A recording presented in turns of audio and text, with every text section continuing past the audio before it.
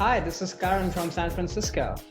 And this is Alex from Los Angeles, and welcome to Movies That Shaped Us, a journey of self-discovery through a shared love of film. And we are two longtime friends who grew up on opposite ends of the globe with very different backgrounds that were both shaped and are still being shaped by the movies we see and love.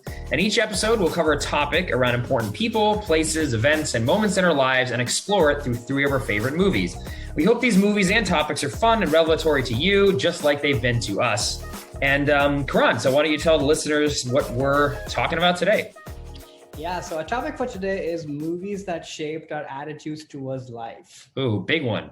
Big topic. What is the meaning of life? Oh, gosh, I'm hanging up. Yeah, this was a big topic. And I guess talking about sort of my framework and such. Well, actually, before we even talk about the framework, I think we both agree on this, and we've talked about this even outside the podcast, that movies have obviously shaped the way we look at life. And it's a constantly evolving thing, just the way life is. And so are movies, and so is our relationship with them. But I think to me, it really boils down to the power of storytelling. Mm-hmm. It's what we know as humans, right? And I think to at least both of us, there is no higher form of storytelling than movies. And so it's no surprise that that's had such a meaningful impact on how we look at life, our relationships and such. So that's sort of why we're even talking about this. As far as my framework goes, and I'm curious to hear yours. Yeah. This was a hard one because, if you would have recorded this podcast like 5 years ago, I would have said different things. So clearly this is an evolving thing, but it's obviously not a summation of my whole life. It's not answering some earth-shattering questions about what do I stand for. Frankly, I'm still discovering that, and hopefully through this podcast, I'll get to a better place through that, on that in my life. But I think to me, this was more about, if I look at where I'm at today and maybe the last few years, what are some values and ways of looking at life and people that matter to me the most? Mm-hmm. And that's sort of what I channeled through these movies and how those movies have informed that for me. The last thing I would say is that a lot of this is what I believe in, but also stuff that I aspirationally believe in. And I think there's like a healthy sort of push and pull between those, which I thought is interesting, which I wasn't conscious of when I was thinking about it. But when I look at my list, it'll be very evident that on my good days, I am these things. Right. That's not always true. Right. Yeah, no. Yeah. My framework was similar. I mean, this is a very big topic, and I think something that you're always wondering about as you go through life and just get older, about what is this all about? How do I want to live my life? What are the things I want to focus on? What is my framework even for just looking at life? And like you said in the intro too, movies are a big part of that. To someone who grew up obviously watching a lot of movies, these certain films raise these questions. And then maybe even at the time when I first watched it, I wasn't necessarily picking up on those threads because I was a little too young to be thinking about these sort of things. And then later when I revisit the films, now I see these other layers. But it's about what films best reflect the different frameworks that I have and have been changing and adding to over time, of how I just look at life and what is it about? What are you trying to do? How are the things you're trying to grow as you go through life? Because I think that's definitely something you're always doing, and your frameworks will change just as you change as you get older. But for me, there were definitely some films that either really well reflect the different frameworks that I have or have had. But then also those films that, at the time, they got me at the right times, that it helped expand. Like maybe I was on the path to already realizing these things, but it helped kind of expand, or at least let me look at these other ways to go about my life. Yeah, no, I couldn't agree more. Okay, with that, do you want to share your number 3? Sure. So I'll start with my number 3 movie that shaped my attitude towards life. This is actually a very recent film I saw about a month or two ago, Nightmare Alley from 2021. This is directed by Guillermo del Toro, starring Bradley Cooper, Toni Collette, Cate Blanchett, Rooney Mara, Willem Dafoe. The IMDb plot is an ambitious carny with a talent for manipulating people, with a few well-chosen words, hooks up with a female psychiatrist who's even more dangerous than he is. And like I said, this is a new film. However, it's based on a book from, I think, the 40s. And there was also a movie, an older movie adaptation of this story. Well, and I was not familiar with either the older movie or the book before I saw this film. And Del Toro is one of my favorite directors. So I'll see anything that he does. But really, what struck me with this film, and I'll get into kind of more of the plot as I discuss this, is it really, to me, what resonated mostly is that how important it is to know yourself. Like know thyself, which is, that famous phrase, right? And I think this movie really speaks to this. And if you don't know yourself, that inner version of yourself will actually control you and guide you through life without you really having the agency that you think you have. And that self-reflection is critically important, and something that, at least for me, as I've gotten older, especially during the pandemic, with a lot of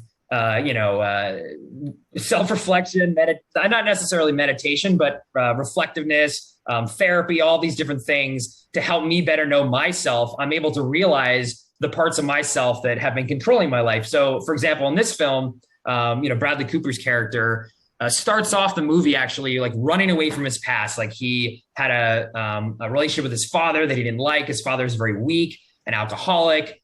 His mom actually left him because him and his dad, because his dad was so weak and pathetic. And he actually ends up basically killing his father too in the beginning of the movie, like letting him freeze to death. So he's kind of literally burying his past and trying to run away from it and escape this fact that he actually is so damaged psychologically from this inferiority complex because of his parents that he's taken on all these other this job basically as a medium, right? Where as a medium, he's tricking other people into thinking he's communicating with the dead. So that's a way for him to feel superior to them, because deep down inside, he feels actually incredibly inferior to everyone. And because he's trying to run away from that inferiority complex instead of addressing it, he just makes choices in the movie that, as it goes on, that are basically destructive. And he ends up losing everything that he gets, pushing everyone away, like hurting people throughout the entire course of the film, because he's not able to actually know himself until the very, very end, which is a tragic ending, essentially, was accepting the fact that he is this basically incredibly inferior person. So for me, I think this really sums up very well this idea of you have to, as you go through life, reflect, understand what your past is, what different traumas you might have had, and address those things openly. I mean, you can't erase the past, but you also can't run from it either, which is what Bradley Cooper's character does, because it will take control of your life. So know thyself. I think this film just really hit it on the head for me. I found it very powerful and just a really important message. Mm-hmm. What did you, I'll speak to that a little bit. Yeah. Later. What did you think of the movie? Oh, I thought the movie was fantastic. Great acting, very film noir, which is a genre that I like. But again, the morality tale, I guess you can call it that in this. I think Del Toro in all of his films, they're all basically simple like morality tales. And I think this one, more so than even some of his previous other films, it was really self-evident to me what he was trying to say, and this message here of not letting your past control yourself was just really resonated with me and really stood out. But I thought it was a beautifully directed film, great acting, great performances, just all around fantastic film, and one of my favorites of last year. Actually, I was really surprised how much I enjoyed it. Good to know. So on the message of it, I'm actually very intrigued by the fact that you took away that, and maybe I just need to process this movie a little bit better. To me, I guess I sort of gravitated more towards the reverse of what you said, because the movie, and maybe in doing so, it is a cautionary tale that if you don't know yourself, this is what's going to happen to you. But I think I was just shook by this person who, as Del Toro says in his interviews, has a hole in his heart and is constantly trying to fill that up with something or the other, and makes bad choices. And even though love comes to him, success comes to him, he somehow manages to squander all of that away, which is really sad. And he sort of it's almost like a full circle life, that whatever he's trying to escape, he's sort of back at the same spot. So I was sort of gravitating more towards the inevitability or inevitable. What is the word? Inevitability. Yeah. Like he was Thank fated. you. Yeah. Yeah. Feed in, and that's what you come back to, and you can't really escape it. So it's an interesting sort of slightly shifted lens at looking at the same thing that what you're bringing up, which I actually didn't see, but now I see it now that you mention it. So that's interesting.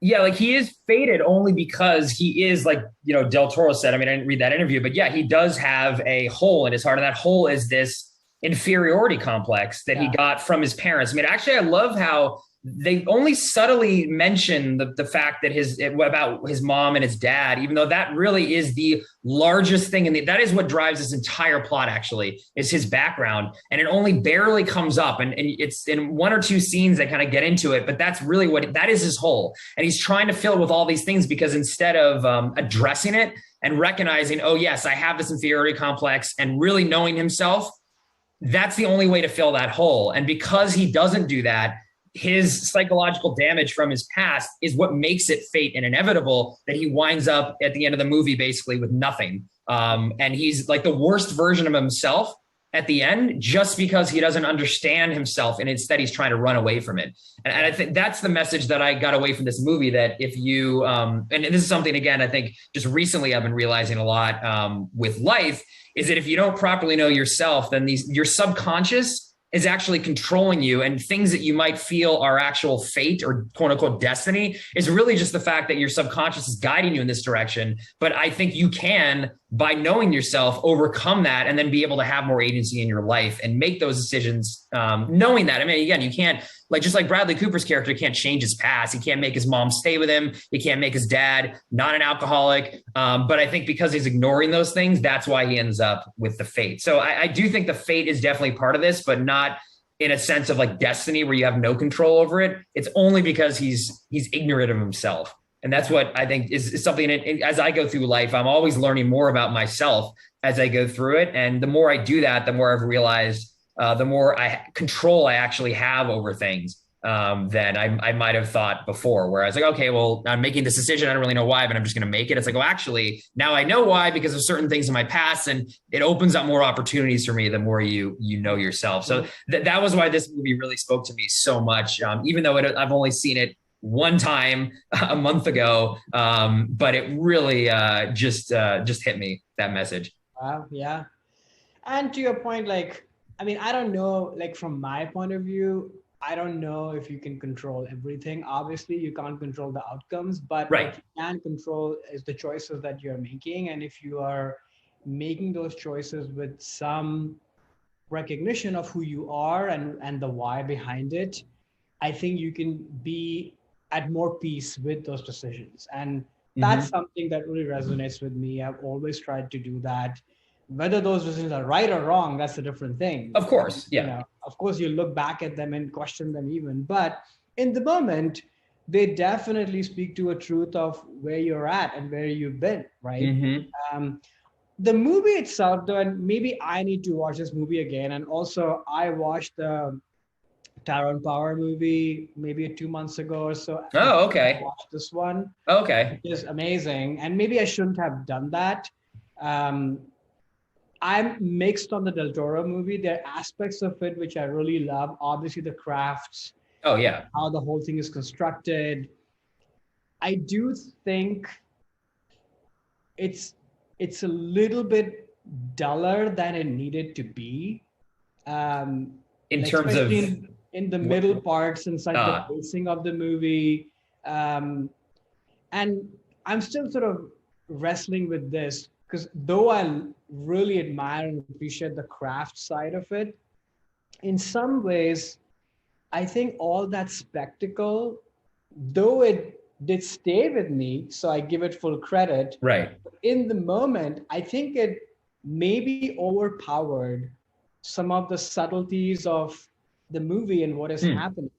And at the center of it, Bradley Cooper's performance, which is very internal until the last scene. He's almost sort of living in a shadow, because that's partly who he is. And I think the theatrics of everything around him sort of overtake the movie a little bit, and it made me sort of feel that the director is too aware of the messages of the movie, and because that's why he's sort of heightening up everything. So I don't know. I have mixed feelings. I really appreciated the world and the carnival and everything, and all the different characters that he meets over there. They obviously add a lot of rich texture to the movie, but I don't know. Having watched the 40s movie, which is stripped down, Mm-hmm. and you don't get to see a lot of the details of how he learns mentalism and all of that stuff from the David Strathairn character and what have you. Sort of left for you as an audience to connect the two dots and figure out how he learned all of this stuff. Versus in this movie, they really go into a lot of detail of telling the audience like how he's learning and how does this work and how he's going to call on Rooney Mara and the audience to do it. I don't need to know all that, you know? So I think the movie, this is how I feel about Del Toro in general. This is how I felt about Shape of Water as well, that there's a lot of great detail and texture that I appreciate, but it also overpowers the simplicity of the storytelling that the audience can just feel for themselves, you know? Yeah, so interesting. Because I mean, I agree with you in terms of Del Toro. Definitely is he leans in a lot to this. I guess I'll use the word spectacle, though it's not like his movies are like, you know, Titanic or something. But this one actually, I think was dialed down for him. And actually, what I appreciated about it was it felt more like a classic Hollywood film in terms of the pacing and the fact that it wasn't so focused on a lot of the externalities of what was going on in the story, which I think is something that he does a lot, which I appreciate. But I definitely can agree with that. He sometimes gets carried away with that a bit. This one to me seemed more stripped down for him, which I think is why maybe the message for the movie resonated a lot more with me, because then it stood out a lot and I was able to pay more attention to the narrative, which again is very subtle, like I mentioned, in terms of what's actually going on and how Bradley Cooper is creating this mask for himself for an entire movie, because he's trying to be someone who he's not, because he has to feel superior to everybody else that he comes across. Every single person he has to be superior, because deep down he feels he's not. He feels he's lower than anyone else. But I should check out the original adaptation too. It is relatively lesser than Del Toro's other movies, but I think I'll be very curious to hear what you feel about the original movie, which I think hit me even harder, to be honest with you.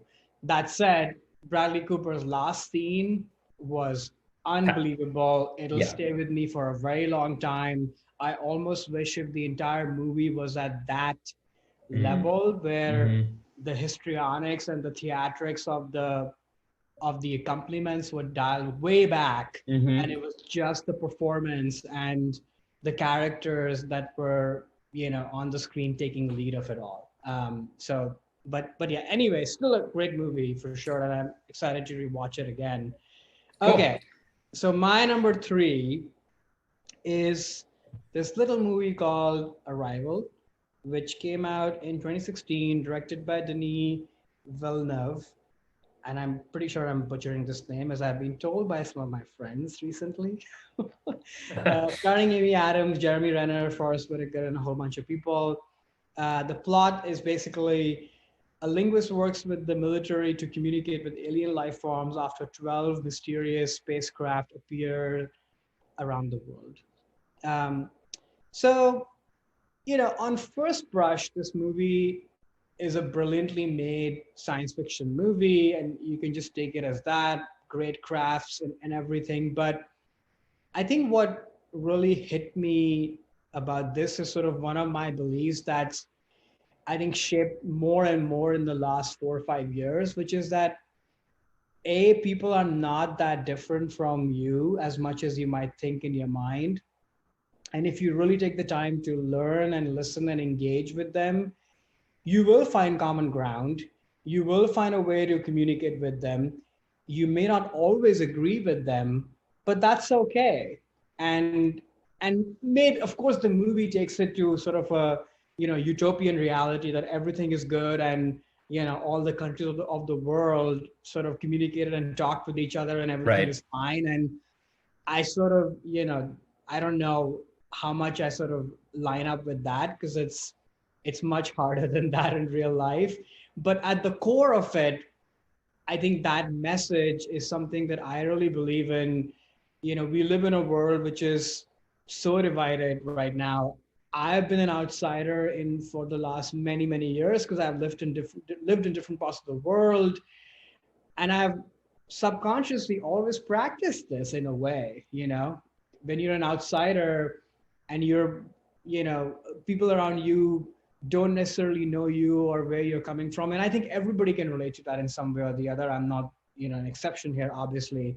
But I have, it's a case in point experience for me where if you lead with kindness and if you lead with curiosity, you will actually end up a lot better in life. And again, I have bad days for sure. I'm not always that way, but for the most part, I think I am that way, and I try and push myself to be that way. And I think this movie does a great job at that message.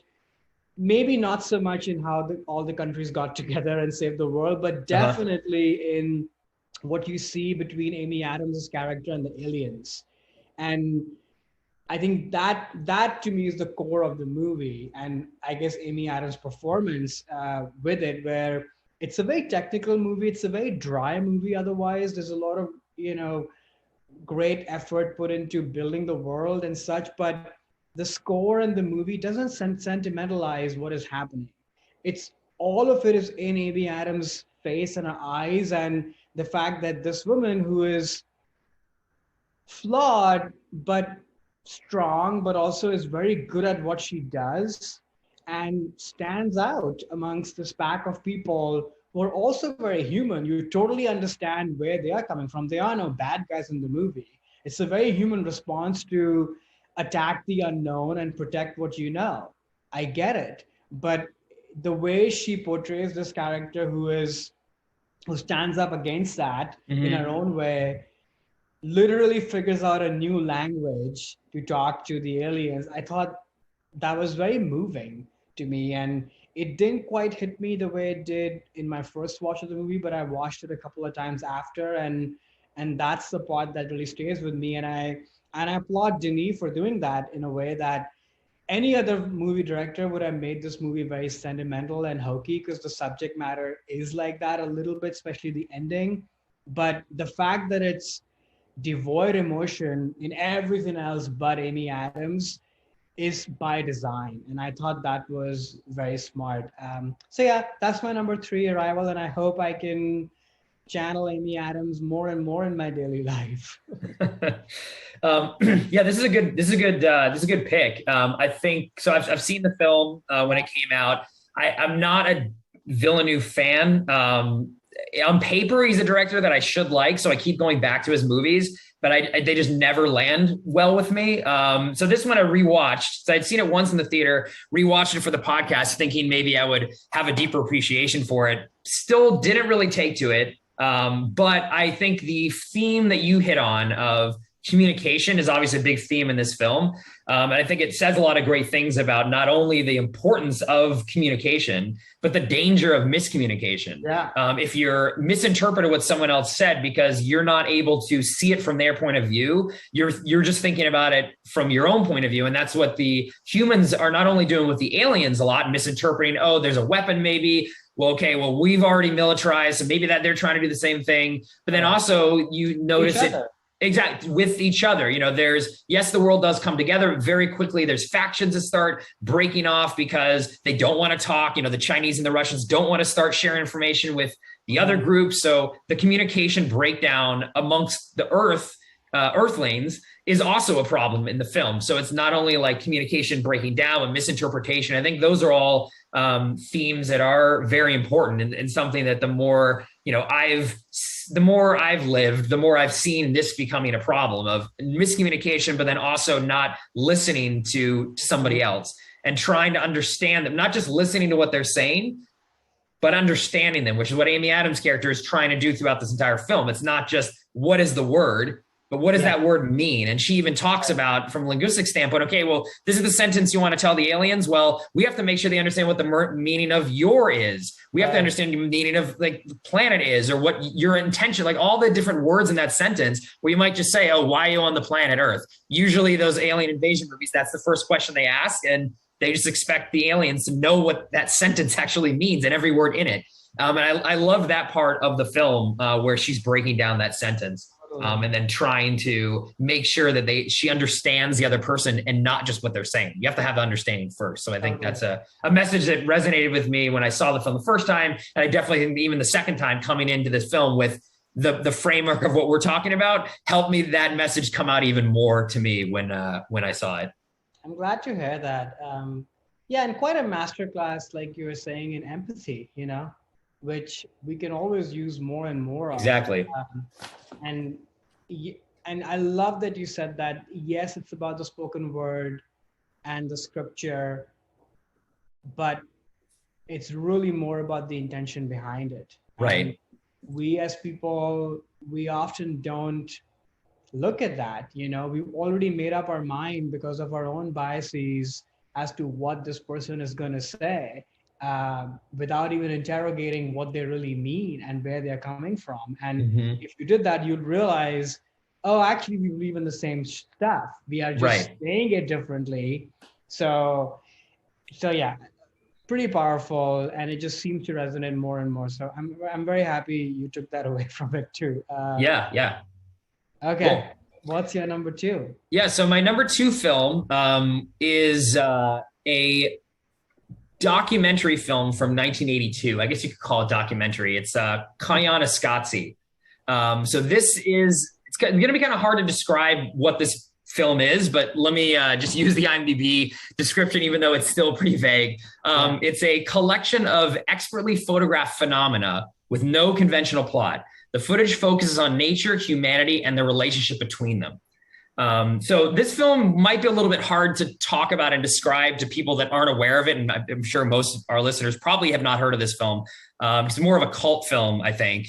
So I first came across this in college on DVD. And essentially this movie is a 2 hour and a half long, just series of images with a score behind it. And there's not a lot of specificity in terms of what the viewer's really trying to get out of it. Like, there is a point to the film. I think it goes back to the Koyaanisqatsi, which is the name of the film, is a Hopi Indian word for like life out of balance. So I think there are some themes here that the director is trying to put across. But what this movie, and why I talk about this movie and why it really resonates with me, is the first time I saw this movie, it was a very meditative experience. So you sort of fall into this lull, and Philip Glass's score is amazing, very minimalist score. And you're sort of fall into this lull after just watching all these images of nature and humans and cities, and where your mind starts wandering to these like bigger questions, and the things that are happening on the screen sort of help expand your mind a little bit. Like, I have actually never meditated before, or at least yet, I should say I haven't meditated yet, but this is what it kind of put me in that experience of this like Zen-like experience where now I'm starting to like zoom sort of way out about my own life and the planet, and start thinking about these like larger questions. So some of the things that really resonated with me, and then talk about some of my favorite sequences. Again, this movie is a little bit hard to discuss because it is so, I think, very subjective, which also is actually what life, I think, is really. It's like you bring your own experiences to your life, and that's how you live it. And I think this movie too is almost like a Rorschach test. So like for me, it's all these, you feel, or at least I felt when I saw this film, like your life is so small compared to the vastness of the universe, but also you're just one person in a species. So it really helps you understand like your place in the entire universe. Like, you're not the center of anything. You're just a part of a giant system. So that helps give you some separation from your life. But life is just also not about you either. There's a society, we're all together. There's one humanity, there's one species, and we kind of go through life like that. Also, there's a lot of incredible sequences around systems, essentially. And especially there's this one sequence of like a lot of sped up hot dogs going down an assembly line. and then it intercuts with sped up humans going up escalators, sort of saying, okay, well, we're all part of these systems. So these systems are kind of larger than us that we necessarily can't control. Some of these systems are man-made, some of them are natural systems, but that we have to start recognizing these things to understand our place in all of it. There's also some great sequences in the film too, where he's sort of doing close-ups of people, just like random people, whether they're, you know, waitresses or just people on the street, or there's a airplane pilot. And it just sort of sits there on these people's faces. And for me, at least, because this comes like later on in the film, I've already kind of in this meditative state. And immediately you're not bringing judgment, or at least for me, I'm not bringing judgment into who these, I want to know about them. It's like, oh, who is this person? What are they thinking? What are they feeling? And you're not thinking, oh, here's a waitress. She's, you know, I bring in my like expectations of what this person would be and what their life is. I'm immediately like curious, and I want to know why. And I think that's really showing just the power of empathy, and that how that really you shouldn't be judging anyone when you're looking at them with anything that you've experienced. You should instead be very non-judgmental and really just wanting to learn about these other people. And those are the scenes that really resonated with me the most when I saw the film. And it was definitely like a spiritual experience, honestly, when I first saw it back in college. It really kind of blew me away. And again, maybe it was just I was at the right time of, you know, an impressionable, 20-year-old who all of a sudden now is forced to, in the hour and a half this movie is, to think about these sort of like larger questions, like, what does it all mean? What is my place in all this? And I think just the rhythm of this film, at least for me, put me in this mindset of all of a sudden thinking about all these different things. And because I too, like I said earlier, the film, I don't think has a very clear agenda about what the director's trying to get across. So like any movie really is about what you bring to it with your own life. So there's a little bit of self-reflection that I do whenever I see this film too.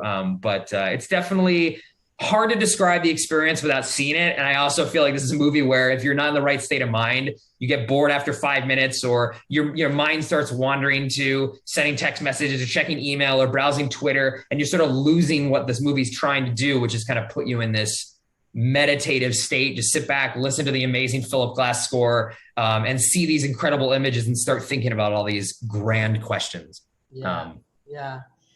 No, I had not even heard of this movie until you told me about it. And I really loved watching it, but I would be lying if I said that I was totally focused. I wasn't. Mm-hmm. It was hard to kind of, give it my all. And I do intend going back and watching it a second time, just so I can, now that I know what it is, right, be more prepared for it. But yeah, it's incredible though. Like these images and the score, it does something to you for sure. Especially in our lives today where we are so distracted. It was, even for the 45 minutes where I wasn't distracted, which is a hard thing to achieve these days. It was, true. It was pretty amazing that this movie was able to do that. And then, I mean, it sort of has like a meta quality, like you're saying. It makes you think about the questions that you care about, whatever those questions might be, because of what it's doing. But it's also kind of projecting its own questions and thoughts as well, of nature, the purity of nature, the imbalance of life that humans have created, but then also the beauty of humanity. Exactly. Yeah. And these systems that you were talking about, which are challenging and we are at odds with them, but they also in a way support just how life moves. And without them, we wouldn't be able to exist, even though we're at odds with them and are probably ruining stuff because of these systems as well. So there's like a very Russian doll quality, and you can keep going down the rabbit hole more and more if you so chose to. But if you don't, at the surface level, you can also just enjoy it for its artistry and just let it sit with you. So yeah, I really enjoyed it. I was very curious to hear what themes you would gravitate towards, and I actually really aligned with the themes that you gravitated towards, which is the beauty of humanity in all its mess. Right. And I love those shots of people. And I was thinking about this with my number 3 pick, Arrival, of the same thing of empathy, right? If you really take a moment to pause and look at a person and try and understand where they've come from, where they're going, who they are. They're just humans, you know? Right. And it's a very powerful thing to just connect with another being. And it's so rare now, especially with the way we interact with people. And I don't know, it's sort of, the movie left me feeling a little bit sad. Of course, there's the climate stuff and nature Right. stuff and all, Right. of course. But to me, that the thing that hit me the most was that would it ever be easy enough for us to engage with other people in a real human way, given how far we've come in our digital ways of interacting with people? And I sound like an old fart even saying that. And there's obviously, you know, great beauty and access and such that comes with us being able to digitally communicate with each other. I mean, let alone us doing this podcast today. Sure. Yeah. You know, living in different parts of the country. So there's a lot of good stuff to it. But at the same time, connecting with one another in a real human way, it just seems harder and harder because our lives are so distracted. So I don't know, it sort of left me with that question mark. Yeah, interesting. Yeah, it's almost like and maybe what I was talking about earlier too, of because this film forces you to like escape your own objective view, because it just kind of lull you in. It's just images and music and that's it. There's no narrative to follow, that you then can approach people in a way where you're curious at the outset. And I do think a lot of this, the technical ways we communicate nowadays, it's almost like commodifying communication, where it's quick and easy and you don't really have to think about it too much, or you can do it while doing other things. And it's very transactional. Exactly. And I think this movie at least puts you into a state where like you start to try to learn and not really communicate. You can't communicate with a movie. It's just what you're experiencing. But it really tells you got to take a step back, slow down, like, and actually really talk to someone, really try to understand them.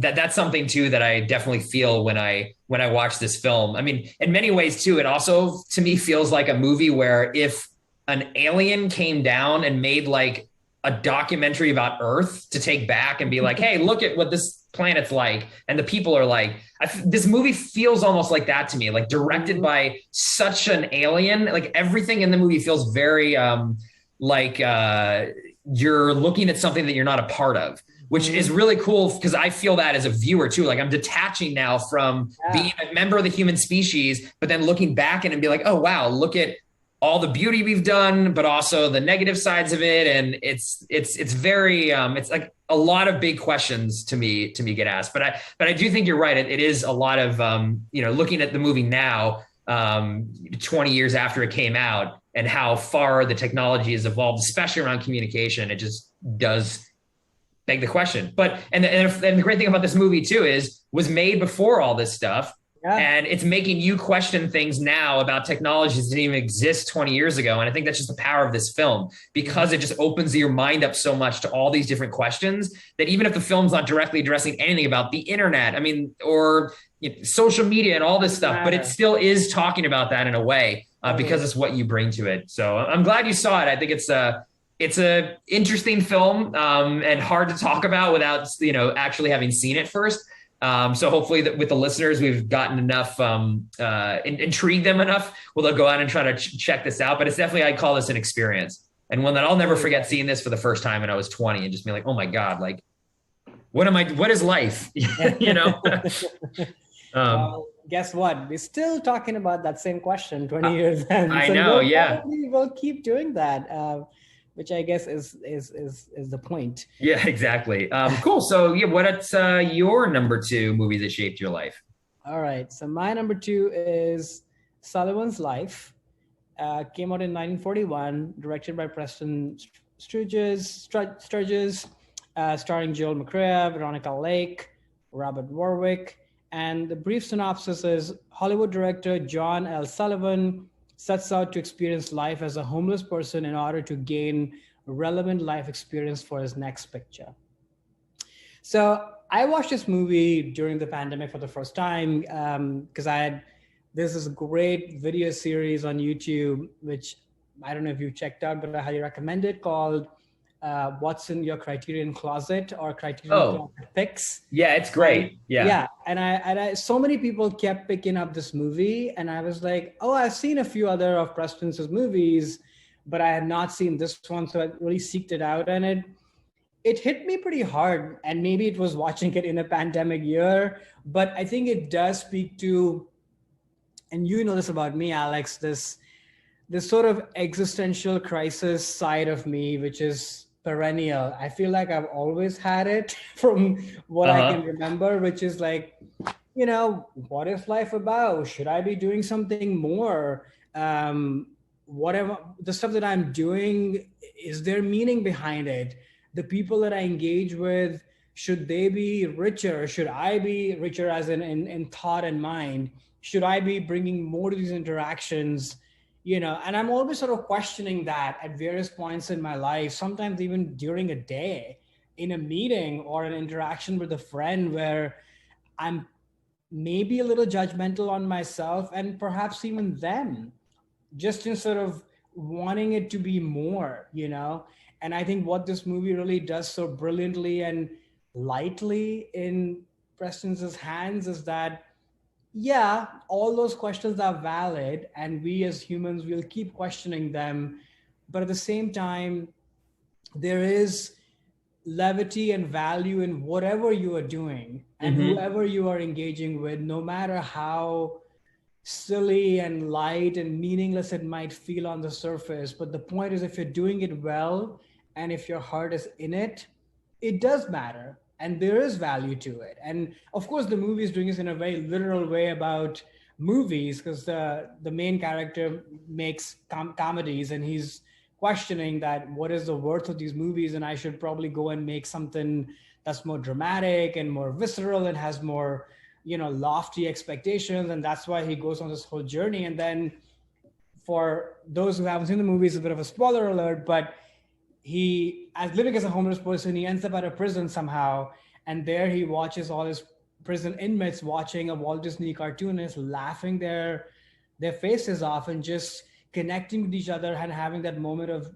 joy and happiness. And in that moment, he realizes that how much laughter and just, connecting with each other in a common space matters, and the power of that. So that's in a more literal sense, which I also gravitate towards, but I think there's like a higher theme to it, which is that, on paper, stuff that feels more weighty is what we think matters, and there's truth to that, but there's a lot more that matters in life as well. So that's why I gravitate towards this movie. Again, I'm not this way on all days, and I don't think Joel McCrea's character is like that on all days either, even though the movie ends on a positive note that, okay, I'm back to Hollywood making a comedy again. I'm pretty sure the next morning he's facing the same questions again. This is our curse, but also the gift, I feel like, of being humans. And some feel it more than others. I definitely feel it. And I'm frankly grateful for that questioning spirit in me. I want to keep questioning, and I'll talk more about that in my number one pick. But I think what this movie cites to me is the importance of taking a step back and appreciating where you're at, what you have in your life, and recognizing the value of that, because there is something to be said about that. And the fact that you are where you are there because of the decisions you made and what life afforded you, and the people who are in your life made sort of pathways for you. And there is value in that. But other than that, like, if you looked at this movie and, didn't want to think deeply about it, it's really funny. It's super light. It's a great movie about movies, which, we both love, and many others too. And it's not, it can be preachy. Like, a movie like this can be very preachy and sentimental, and, it is a little bit, but it's also a movie from the 40s. Considering it's a movie from the 40s, I think it's very light. It's very light on its touch, which again makes it kind of a classic. So yeah, that's my number two, Sullivan's Life. Yeah, so I'd never seen this film before, so I'm very glad. And actually, any Preston Sturges film, so I'm very glad you put it on this list so I could watch it. I mean, I'd heard of it because in the film, the movie that he's trying to make the serious one is Oh Brother, Where Art Thou, which was the Coen brothers film. And that's why they titled it that, which is one of my favorite movies of all time. So I'd known about this movie even back then in the early 2000s, but just had never bothered to pick up and watch it. And I did really enjoy it. It's interesting. Like I think because it was a movie about movies and then got very meta in terms of this statement about this director who makes comedies, wants to make something serious. It feels then artificial to him until he actually is placed in that prison. But then he realizes that, well, comedy is great too. I don't need to make something serious. And I'm going to go back to making comedies. It almost seemed to me like a answer to, at the time in like the 30s and 40s, like the Grapes of Wrath, the very like socially conscious films, or a lot of those at the time. Like Sturges is trying to say like, no, I'm just going to make comedies. Like, and that's important too. And parts of the movie, it's interesting because there's a whole chunk of the film which literally could be Grapes of Wrath, like very serious. So it's like he's trying to have his cake and eat it too, saying like, well, I'm going to do something that's funny because I'm a comedy director, Preston Sturges, and writer. But I'm going to make this film, but bury in all these very serious themes, but not make it too serious because I'm at the same time mocking things that are too serious. Because I think there's a lot of like, again, not mocking, but sort of judging, like, oh, you think you're so serious? Like, you're just a movie. Like, you're these rich screenwriters that are writing about these poor people. Like, they don't want to hear this. You shouldn't be doing this. It's like looking down upon these films that have messages, which I feel there's a place for both. And this film might've been too much saying that, oh, no, there isn't. But at the same time, the movie's a mix of both. So it was very interesting. Like, it works on so many levels. And I think I got so enthralled in that portion of what the film was trying to do that I kind of missed this theme that you pulled out, which is this questioning of like, what is your purpose in life and does it matter? Which really is a whole other theme in the movie that I didn't even pick up on until you mentioned that. But yeah, it is something that we all do struggle with, especially maybe people that are working in professions that are not, doctors or teachers or these things that we need in society. I mean, our jobs could disappear and not really going to do anything to advancement of the human race. So you are kind of questioning like, well, what am I really then putting into the world? And I think, as Preston Sturges probably went through the same thing himself of like, well, I'm not making Grapes of Wrath. I'm just making these lighthearted comedies. What am I really even doing? And I think it does say, well, he's saying, no, look, I can still get real themes into my films like I did. But at the end of the day, like laughter is very important. And just light entertainment is incredibly important too, which I definitely believe in myself. I think there's a place for both. It also just made me think a lot about, famous comedic directors that then kind of, I think maybe went through this crisis themselves and then they go off and they make more serious films. Like Peter Farrelly of the Farrelly Brothers, Dumb and Dumber, all these, quote unquote stupid comedies in the 90s. Okay, now he's going to go off and make Green Book and this more serious film, or Adam McKay with Step Brothers and Anchorman. And now he's making, more serious films like Big Short and Vice. So I wonder if this is something that still goes on with directors today. I feel like these comedy directors that feel like comedy maybe isn't as viewed as important, but I agree that comedy is important. And I think this movie speaks to that. So I'm definitely glad and it's very funny. Like, as you pointed out, I think a lot of really funny scenes. It definitely makes me go want to watch some more Preston Sturges films. I thought it was great. I really enjoyed it. And I like your theme too around this self-reflection, existential crisis, which is something I did not pick up when I first saw it, but just makes the film look deeper even as I look back on it now. So I'm very glad you watched it.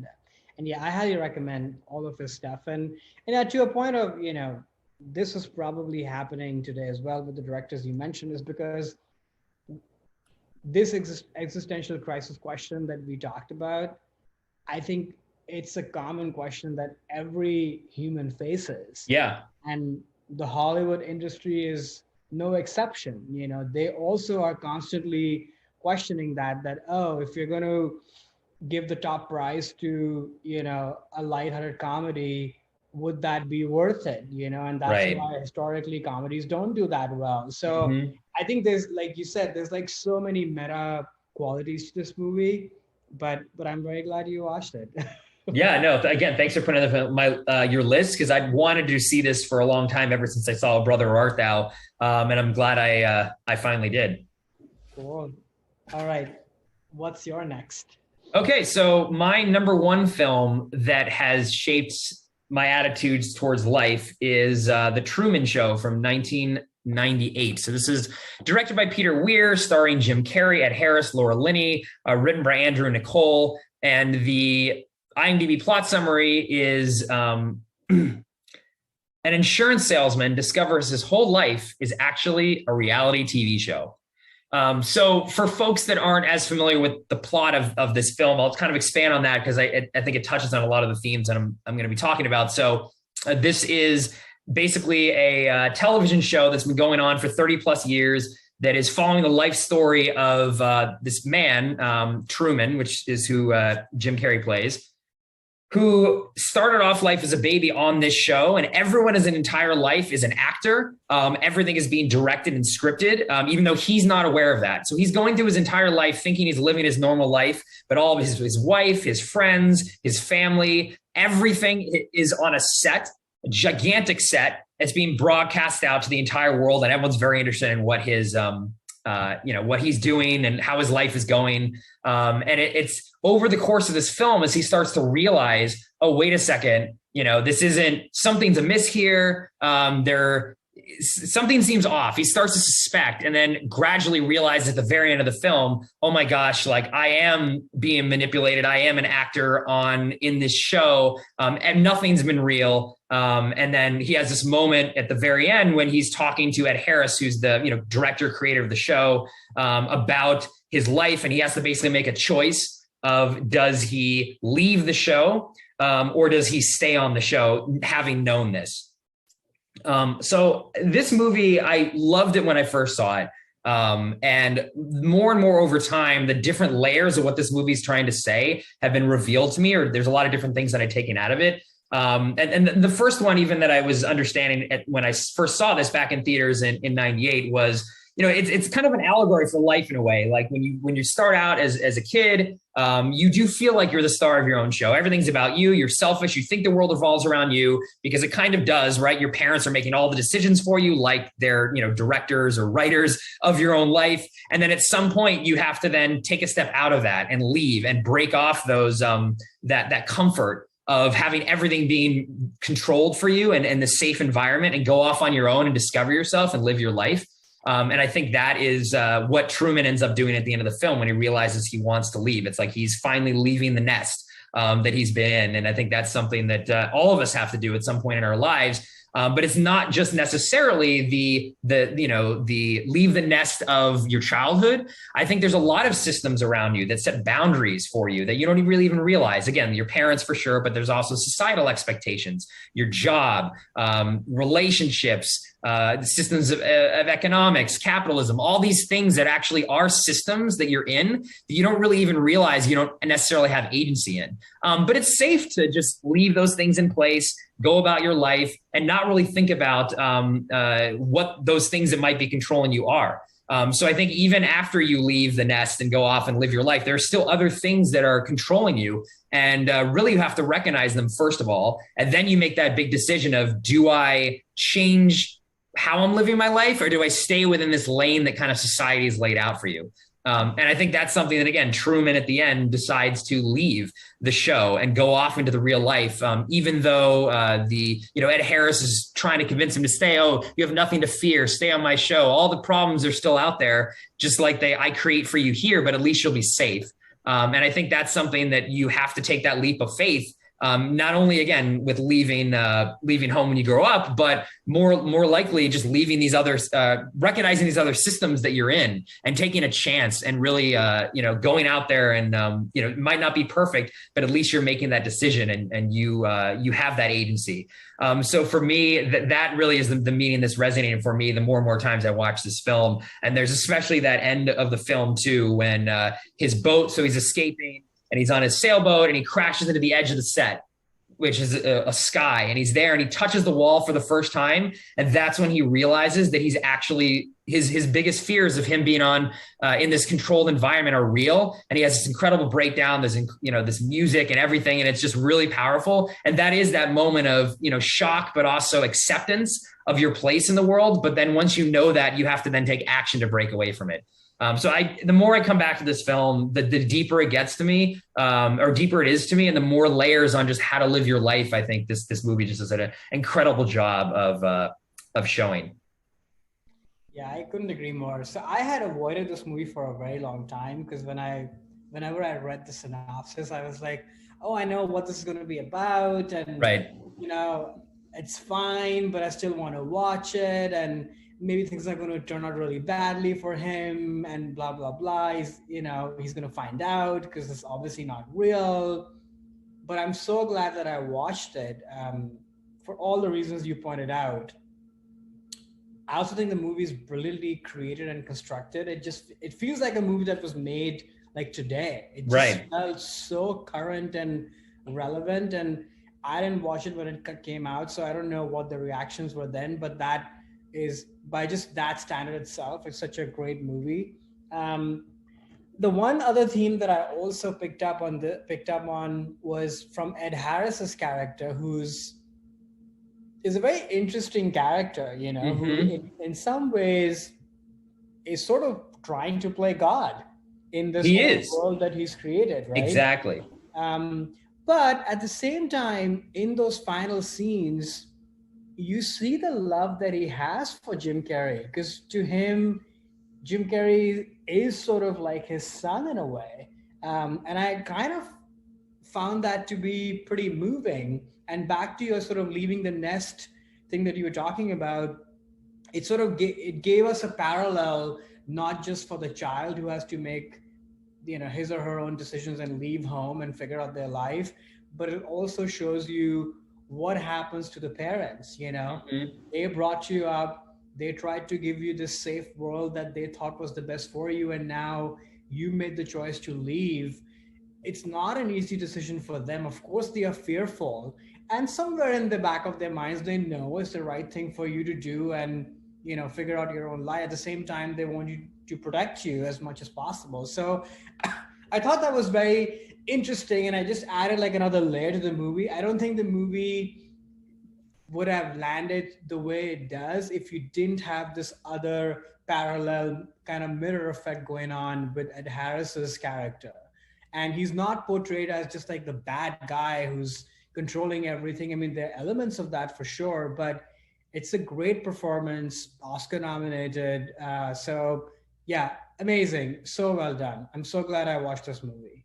Yeah, I mean, it is one of my favorite movies, and watching it recently again, because I watch it every couple of years, it just hits me every time of the power and all the different layers and all the different things that they're saying. And actually what you just mentioned too about the Ed Harris angle was something I only realized on this most recent rewatch, actually, of like, oh, that you sort of feel sorry for him in a kind of way, even though he hasn't been manipulating this guy for quote unquote ratings, but he does care about him. And that's why he doesn't want him to leave. It's not any kind of nefarious, oh, we got to get our numbers up and I'm making all this money off of you in the show. No, it's like like a parent is like, look, this is safety here. Like all the things you'll experience out in the real world are going to be bad and I can't protect you. Why don't you just stay here and I'll protect you and make sure you can be happy here. That part never revealed itself to me until the most recent, or that aspect of the film, until I just saw it. Yeah, I mean, I think this movie touches on a lot of different things, but like I said, for me, it's just important to recognize that there are these systems around you, and once you recognize them, then it's like, then you can have the agency to break out from it, because he never got the choice. Truman never had the choice to stay or leave until he knew what the world he was in. And if he chose to stay, okay, at least he has agency and control and understands and can live his life in the safety of this television show. But I also feel it speaks to the human spirit of like, no, like I'm going to take that leap out and go in through the door. I don't know what the hell's out there. I mean, Truman has never lived in the real world. He has no idea for more than a little while. It's going to be hard for him. He has no idea, but it's, I think he knows I'm willing to take that risk of going out there. And I think that's something that I think about a lot too, of like, yeah, you might not know what this decision is going to do in your life, but it's better to take that leap because then you have that control and you've made that decision than to sort of get lazy and comfortable within the confines of everyone, you being in your own TV show. Yeah, this is kind of easy. But is it really living life? And I think Truman really lives life when he makes that decision to go out into that door. And I love that we don't know what happened. I mean, I think that is what, and in a meta point too, he's now no longer watched, so we can't see him. He is gone from, we are the observers of the film in the same way that the audience is watching him. So I love, it's like, we don't know because he's left. The second he walks through that door, we don't know what's going to happen to him because we can't, because now he can live his own life without an audience. I love that too. Yeah, I didn't think about that, but that's so true. I think it's a good segue into my number one, because I think we're touching on very similar themes of sort of figuring out and finding who you are for good or for bad. So my number one is Dead Poets Society from 1989, directed by Peter Weir, starring Robin Williams, obviously, and a whole bunch of amazing young actors who went on to do great things, Ethan Hawke and many other people. The synopsis is: maverick teacher John Keating uses poetry to embolden his boarding school students to new heights of self-expression. So I watched this movie, I want to say in my 20s. And from that time itself, it just hit me in a very, very profound way. And since then, of course, I watched it many, many more times, and its meaning keeps growing. But I think at the core of it, it is sort of what you were just saying about Truman Show, which is that you have to keep pushing yourself to find your purpose and your inner calling, whatever that might be. And you have to question the authorities and the tradition that you were born in to find who you are. It's a lifelong process, and it may not always end in the best possible way, like it doesn't for the lead character here, who through Robin Williams's mentorship and coaching really pursues his desire to be an actor in plays and such, and ends up committing suicide, which is very, very sad and such. But I think despite the hard ending, I still walk away, at least I walk away from it wanting to pay that price, where you have to question who you are and figure out who you are. I think over time, what's interesting is that when I first watched it as a 20-year-old, I had a very sort of anarchic kind of mentality towards this. Of course, I'm not going to just do what my parents think is best for me or what the school thinks is best for me. And I kind of looked at the lead character in that light.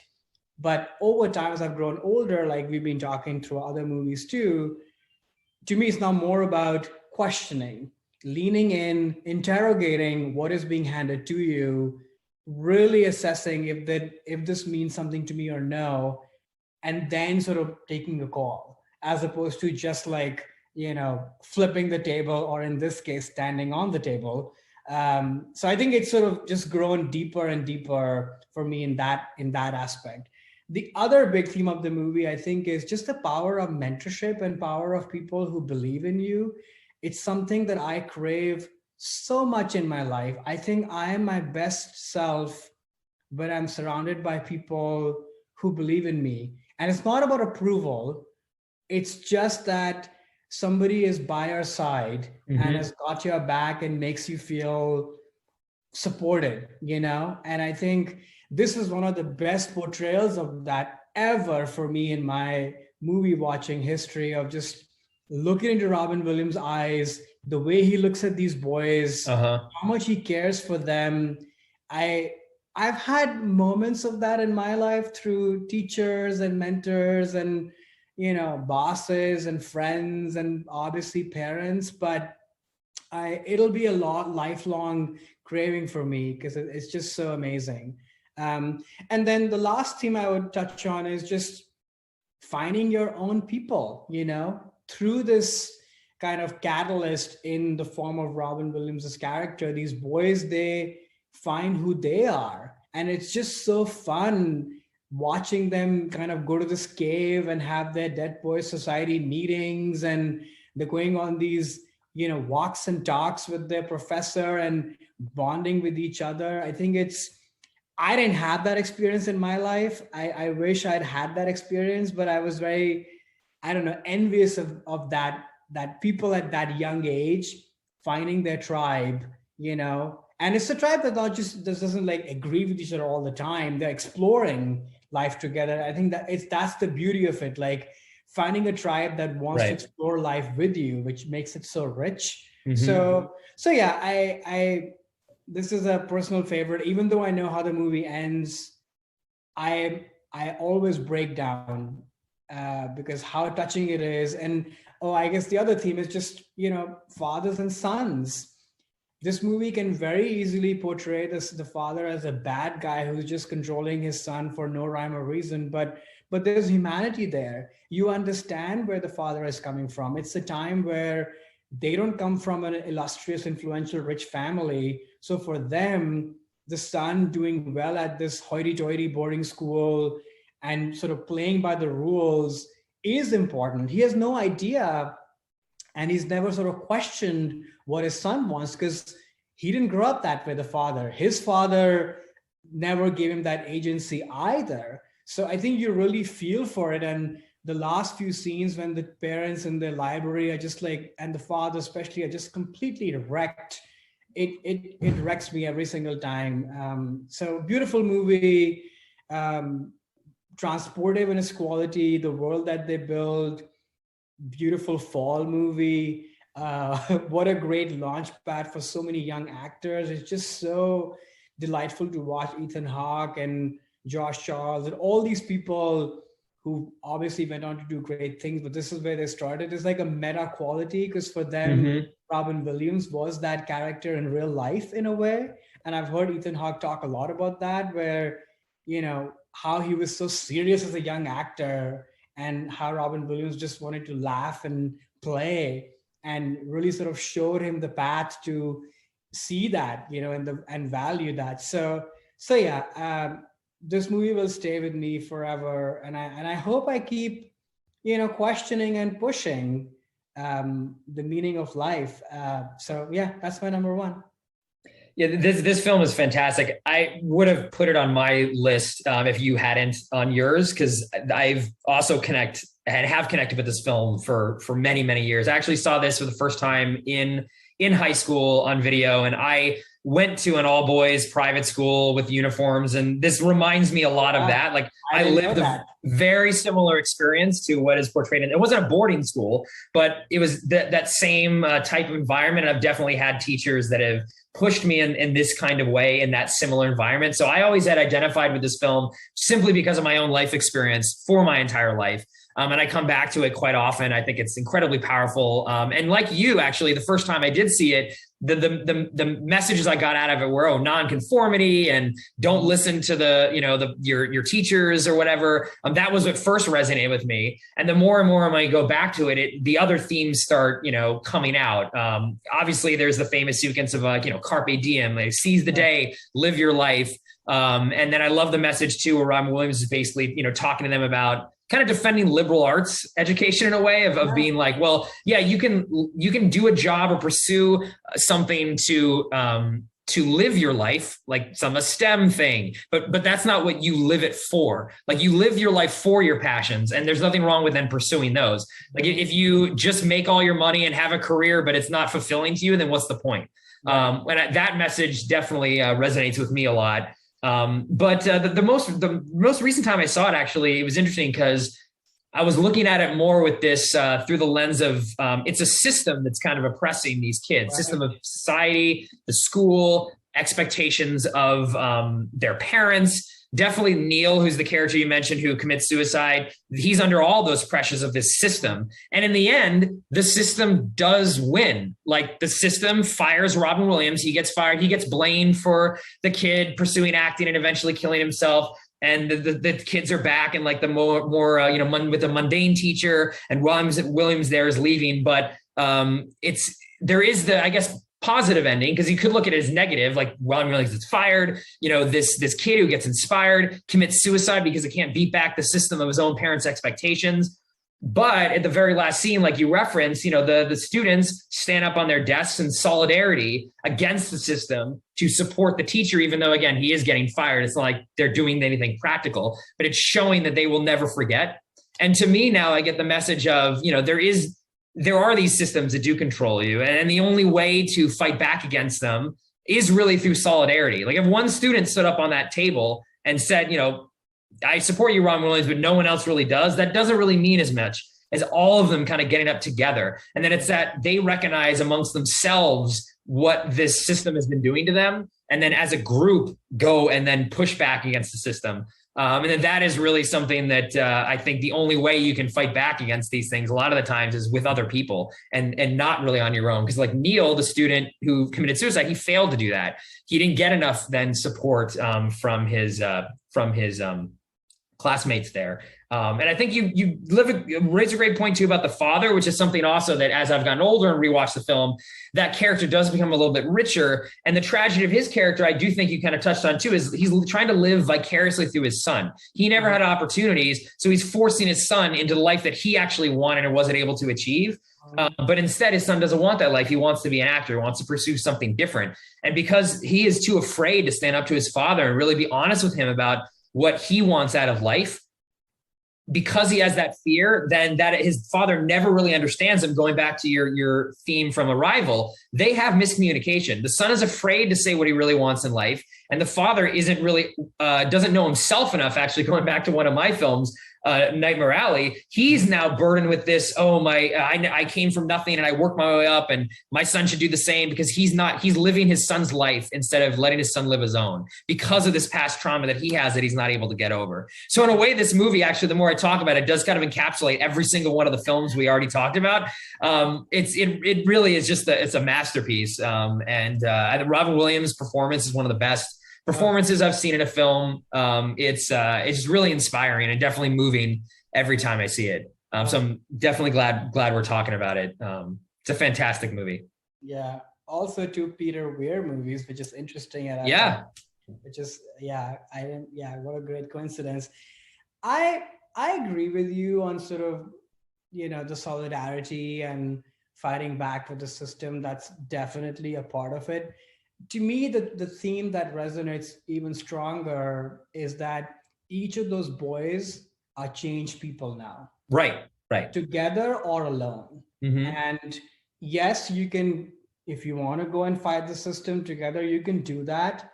But to me, that's not that important. It's actually, what do you believe in in life now after having gone through this, and how are you going to engage with life? And I think these boys are changed. Mm-hmm. They're not all going to grow up and become Robin Williams for sure. No, they're going to have this core inside them, which is all about questioning, assessing who you are, asking these big questions of life, and literally appreciating art in life. Because I think the movie also is making that point that art matters. Mm-hmm. And humanity matters through that. So even in that sense, I don't think the system won, actually, because these boys are changed people, and the kind of people they will marry, the kind of kids they're going to have, the kind of friends they're going to surround themselves with is going to be a little bit different. So it also shows that it doesn't take a lot. It's just one teacher, in the grand scheme of events, it's like nothing, but it doesn't take a lot to just slightly show people something a little bit different, and that can spark something. I don't know, maybe that's just the optimist in me, because people are also known to just circle back to who they are. Mm-hmm. But yeah, I think these boys, they have this experience that's such a formative time in their lives that I think it's gonna be okay for them, or better. It is interesting. Like, I feel like kind of what you said, maybe half of them or 90% of them are probably going to go up and end up being like stockbrokers or whatever, like their parents wanted, even though they are changed. I do definitely find that in the most recent time I watched it too for this, about just that parallel between Neil having that self-discovery, but not having the courage or the strength to actually act on it. I mean, that's not meant to be a pun because he's an actor, but he's not able to escape his father's expectations and instead kills himself because he is alone. And that change, even though you change yourself, it's sometimes you can't overcome those things without other people. And that was something that just I took away from this most recent time I watched it, that I hadn't before. Because again, I think this movie is just so layered and so incredible. And I definitely, if the listeners have not seen this, I think we've heaped enough praise on it to make it obvious that they should go off and watch Dead Poet Society for sure. It's fantastic. Yeah. Well, I think we've talked a lot about life. Were there and a really good one, I think. And it's fun to me, like you just said, Alex, that all of our movies, I feel like they're in dialogue with each other and are kind of, superimposing the themes that each of them have, which doesn't always happen on this podcast. So I guess that's what life is in some ways, in some meta way. Yeah. No, it is interesting. Also, especially the movie that we ended on, Dead Poets, encapsulating the different themes I think we talked about, is pretty interesting too, that it worked out like that. But I thought this was very interesting discussion. And so were there any films that didn't make it onto your list? Honestly, not really.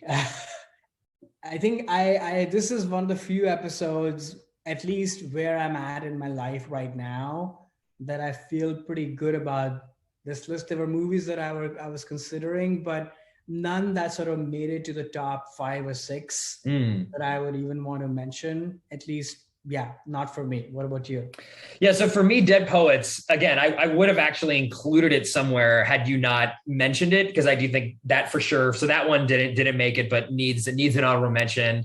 For me as well, Fight Club, The Fountain, Tree of Life, and Groundhog Day were definitely films that in various ways have helped make my life richer as I live it. But I understand also what you mean about this was, I think, the harder one to really like narrow down for me. But I think that the 3 I chose are like kind of, other than Dead Poets, were like leaps above the other films, which I kind of aged out of them in a way.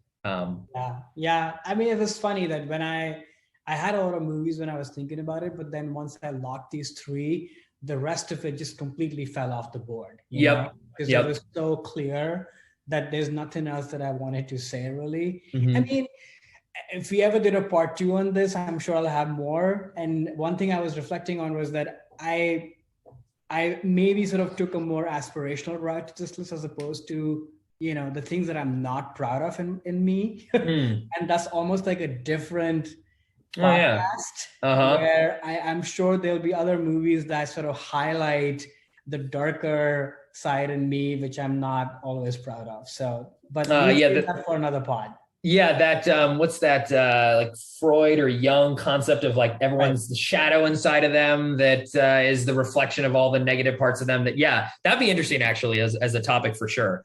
The darker sides of us and how those are reflected in various films. Totally. In fact, when I saw your list for a second, I was like, oh, I think he's gone to the dark side, because all these movies, if you look at them in a certain way, they're all quite dark, and you can sort of just latch on to the bleak ending that you're trapped in society and you're going to be a geek no matter what.